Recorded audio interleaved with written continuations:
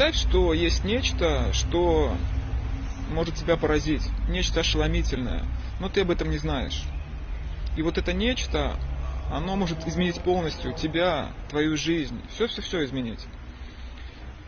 Ну как к этому прийти, вот большой вопрос, да?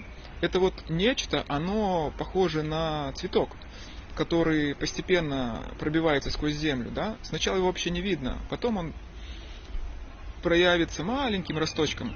Этот цветок начнет дальше расти стебельком зеленым, потом на нем появится бутон.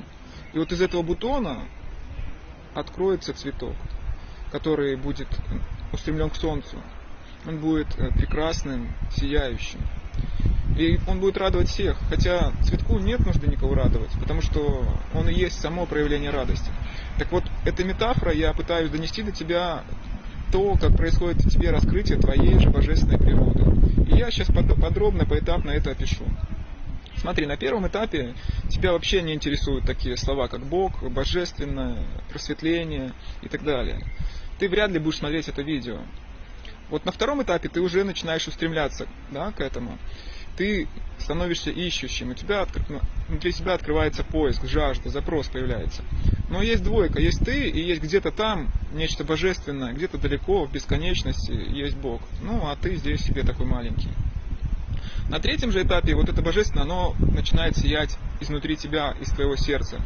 Божественное словно касается тебя, словно Господь начинает жить внутри твоего сердца. И ты замечаешь, что Он там всегда и был. Просто ты раньше этого не замечал. Но есть вот двойка еще, да, есть вот это, что внутри тебя божественное, и все остальное. Так вот, на следующем, четвертом этапе эта двойка исчезает. Не остается больше чего-то внешнего и внутреннего. Все становится проявлением одного божественного сияния. Есть и другие, да, более продвинутые этапы на этом пути.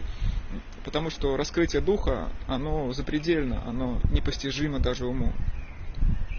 И я прошу тебя не заблуждаться по поводу этапов, да, вот описанных мною.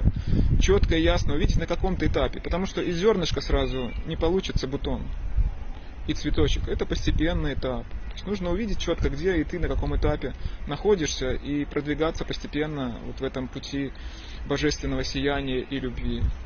Спасибо за просмотр, и удачи тебе, и всех благ.